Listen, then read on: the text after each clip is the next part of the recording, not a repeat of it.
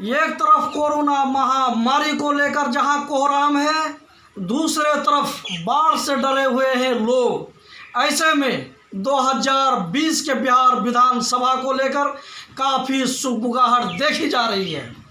इस दिशा में क्या कहना चाहेंगे भारतीय जनता पार्टी के भूतपूर्व विधायक प्रत्याशी श्री अब्दुल रहमान साहेब? देखिए सीमांचल न्यूज़ के बेबाक विश्लेषण में सरकार क्या पहल करना चाहती है। देखिए, ये कुदरती महामारी है और कोरोना को अब तक लोग समझ नहीं पा रहे हैं, दुनिया समझ नहीं पा रही है।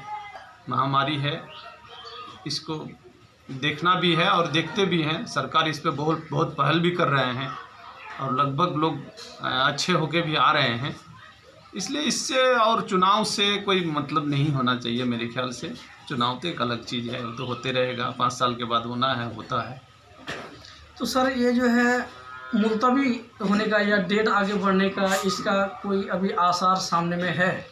देखिए, इस पे तो हम लोग इस बात को तो नहीं बोल सकते हैं। ये तो सरकार और इसका काम है। अब राष्ट्रपति शासन लगे ना लगे, मेरे ख्याल से होना चाहिए, चुनाव हो जाना चाहिए, बेहतर है। क्योंकि 5 साल का चुनाव है, 5 साल में चुन के आएंगे, फिर हो सकता है अच्छे से अच्छे लोग चुन के आए और इससे अच्छा काम हो, इसलिए चुनाव होना चाहिए। सर ये जो है बाढ़ से हर बार जो है बिहार के कई खित्ते, जैसे सीमांचल का आपका एरिया है, मिथिलांचल भी पड़ता है, तो इस तरह से हर बार प्रभावित होता है। लेकिन सरकार आती है जाती है, आएगी जाएगी, इसमें कोई शक नहीं है। लेकिन मौजूदा सरकार का इस बार बाढ़ रोधक के लिए कौन सा मतलब जो है कारगर कदम उठाया गया है, क्या उसमें से 2 आप बता पाएंगे? देखिए, मौजूदा सरकार बाढ़ के संदर्भ में बहुत कुछ काम किए हैं, ऐसी बात नहीं है। लेकिन इसको बाढ़ को भी, नदी को, बाढ़ को जो है आप इसको भी कुदरती मानना होगा, मतलब प्राकृतिक मानना होगा। इसको आप अपने हिसाब से अगर रोकना भी चाहेंगे तो नहीं रुक सकता है। ये पहले से भी आया है और आज भी हो रहा है और होगा। इसको रोकना संभव भी नहीं है, लेकिन सरकार कदम उठा रही है। सर बारिश प्राकृतिक है जी, लेकिन कटाव रोधक। देखिए, आप नदी कटाव को अगर देखेंगे, कहीं भी आप देख लीजिए। मैं डीएम साहब के साथ चल रहा था, हमारे यहाँ भी नदी कटाव हो रहा था नवोदय विद्यालय के पास, तो उसी में बात चल रही थी कि नदी कटाव को आप रोक नहीं सकते हैं। अगर आप सोचेंगे कि इधर से बांध देंगे तो उधर आप वो नदी जो है दूसरे तरफ से भी कट जा सकती है। इसलिए उसको भी प्राकृतिक ही मानना होगा आपको, ये आपके हाथ में नहीं। लेकिन सरकार का जो काम है वो कर रहे हैं, सही कदम उठा रहे हैं।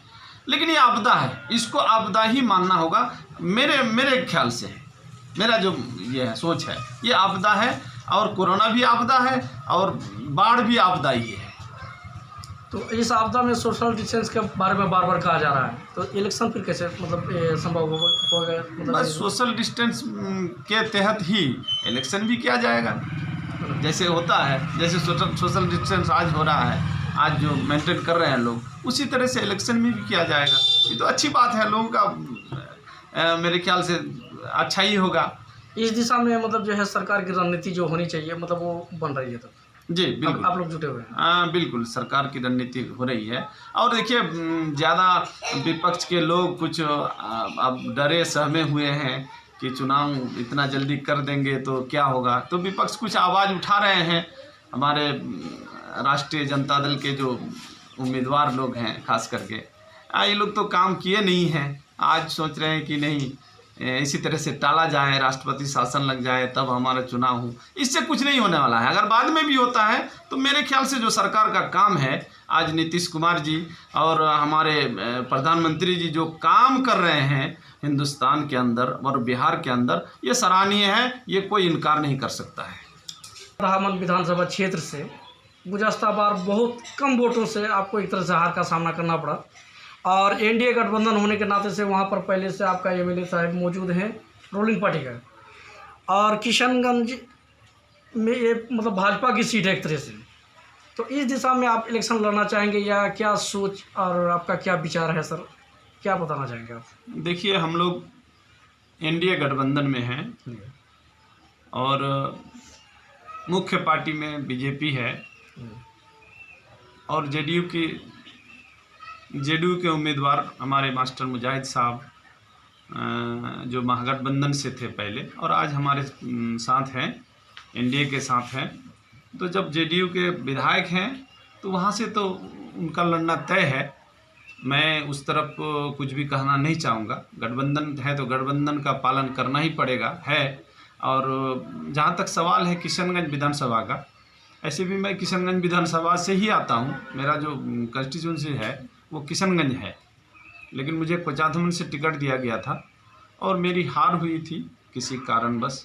अब मैं पार्टी पर डिपेंड करता हूँ। हमारी पार्टी बीजेपी अगर चाहे कि मैं किशनगंज से आजमाए तो मैं बिल्कुल तैयार हूँ। अगर मुझे टिकट किशनगंज से मिलता है तो मैं बिल्कुल, जीत भी निश्चित है। और मैं उम्मीद करता हूँ कि किशनगंज से अगर मुझे टिकट मिल जाए तो जीत भी, जो इतिहास में कभी नहीं हुआ था, जो बीजेपी कभी नहीं जीती थी, मैं इस बार इंशाल्लाह अगर मुझे टिकट मिलता है तो मैं जीत के भी दिखा सकता हूँ, ऊपर वाला चाहता हूँ। तो निर्णय मतलब पार्टी के ऊपर आप छोड़ रहे हैं? बिल्कुल, निर्णय पार्टी पर ही मैं छोड़ता हूँ। तो पार्टी सब कुछ है, पार्टी के ही बल पे हम लोग आज चल रहे हैं। कारणवश अगर टिकट पार्टी दे नहीं पा रही है तो इस दिशा में आपका क्या रद्द-ए-अमल होगा?